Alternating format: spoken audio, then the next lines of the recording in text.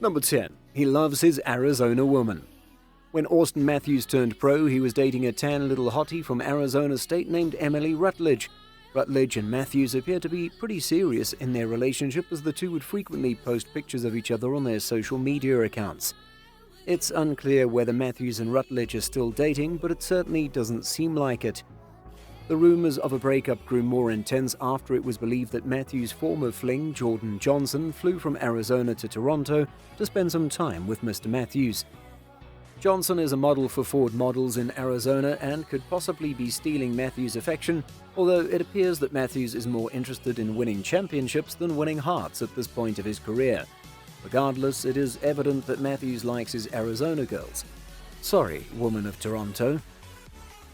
Number 9. His family is full of athletes. Like many professional athletes, Auston Matthews comes from a family of former athletes that helped pave his way and provide guidance on his way to becoming a professional hockey player. Matthews' father was once a standout collegiate baseball player at Loyola Marymount University in Los Angeles before an injury prematurely ended his playing career. His uncle, Wes Matthews, was also a great athlete and played wide receiver at Northeastern State before playing a season in the NFL with the Miami Dolphins. Wes Matthews was influential in helping Matthews calm his fear of playing against youth hockey teams from more established hockey regions. Making the NFL after playing at a small school in college was similar to Auston Matthews' dream of making the NHL after growing up playing in the small hockey market of Arizona. For this reason, Auston Matthews always plays like each shift is his last and allows him to keep a small chip on his shoulder. It's clear that an athletic gene is shared amongst the Matthews family lineage. Number 8. His mother and sister lived with him in Switzerland. After completing his time with the United States National Development Program, Auston Matthews chose to forego playing at any of the major collegiate programs or junior leagues and instead decided to play professionally in Switzerland. Matthews signed with Swiss National League A team, the ZSC Lions, and immediately made his impact felt by scoring a goal in his first game with the Lions. Despite the fact that Matthews missed the first 4 games of the season, he finished the regular season as the Lions' second-best scorer and won the Swiss League Rising Star Award. Given the fact that Matthews wasn't even 18 years old when he first moved to Switzerland, his mother Emma decided to tag along and live with him during the season. Matthews' sister also joined him in Switzerland for much of his stay in the Swiss National League.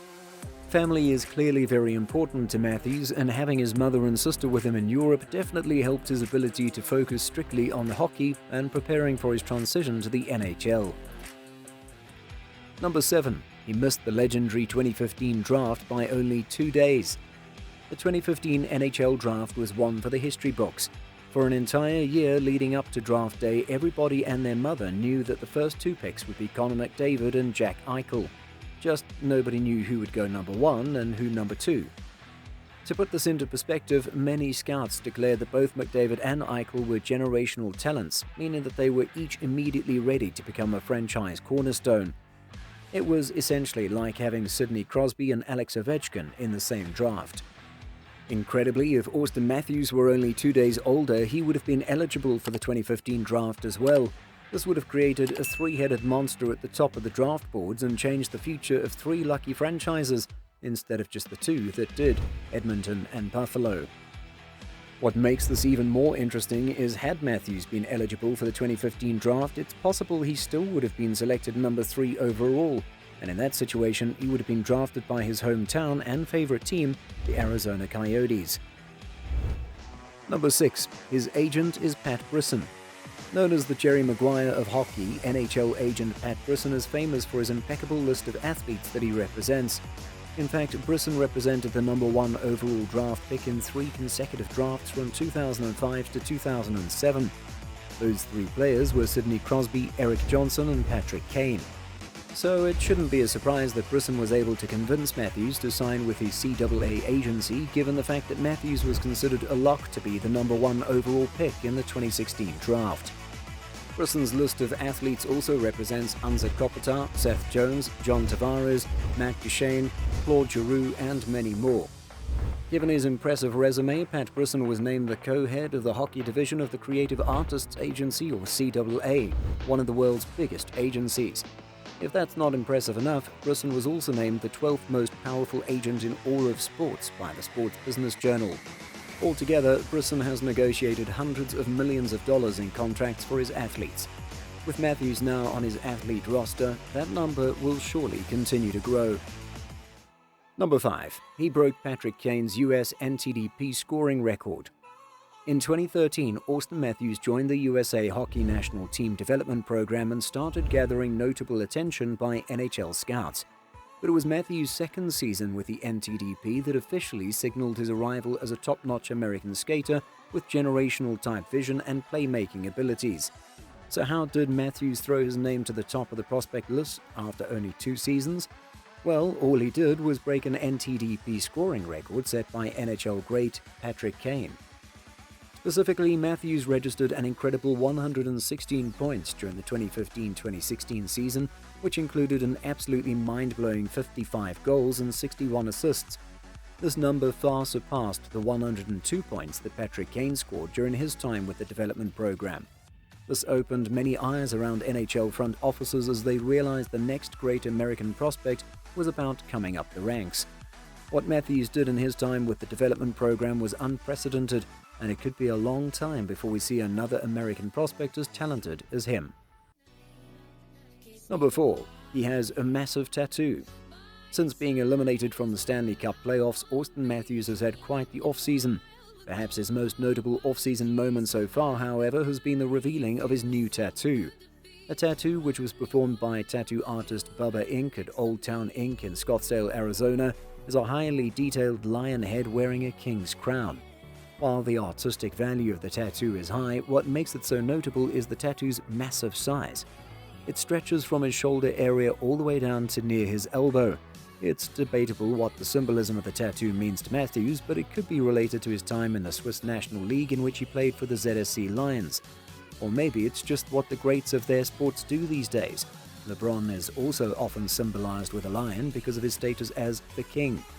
Whatever the reason, it appears that Matthews is a fan of ink, so it'll be interesting to see what other tattoos he gets during his playing career.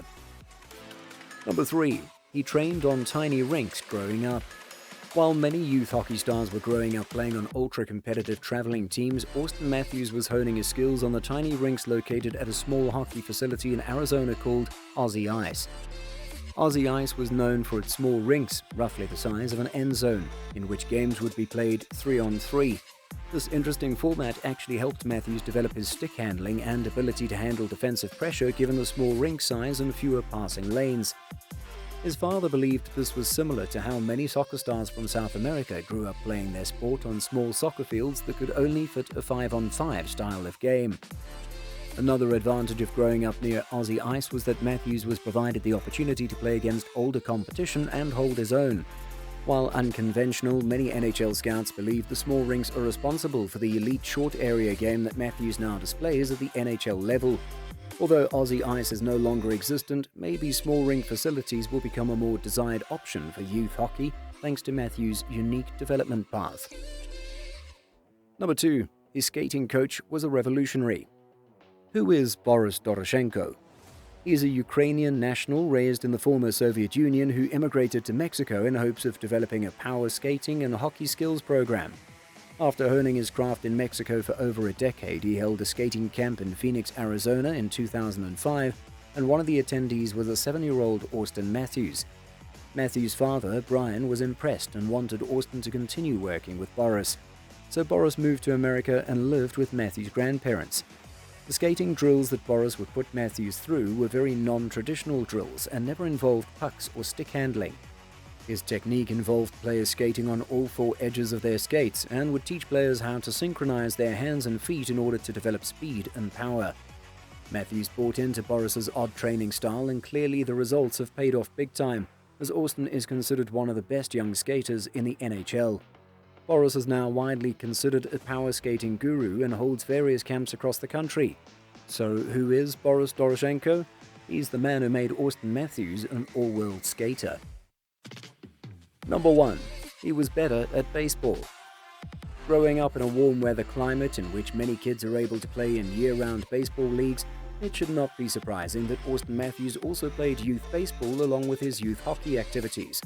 What may surprise you is that Matthews was actually better at baseball than hockey for much of his childhood.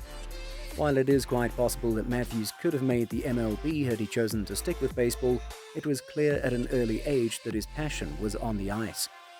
Matthews' father stated that although Auston was great at baseball, there was just too much standing around for him in the sport of baseball. Even during his baseball games, Matthews would be itching to leave and hit the rink, so he eventually quit baseball to focus solely on his hockey endeavors. Clearly, this was a great decision, as Matthews is now a star in the NHL. Regardless, hockey fans should be thankful for the hand-eye coordination skills that Matthews developed playing baseball in his youth.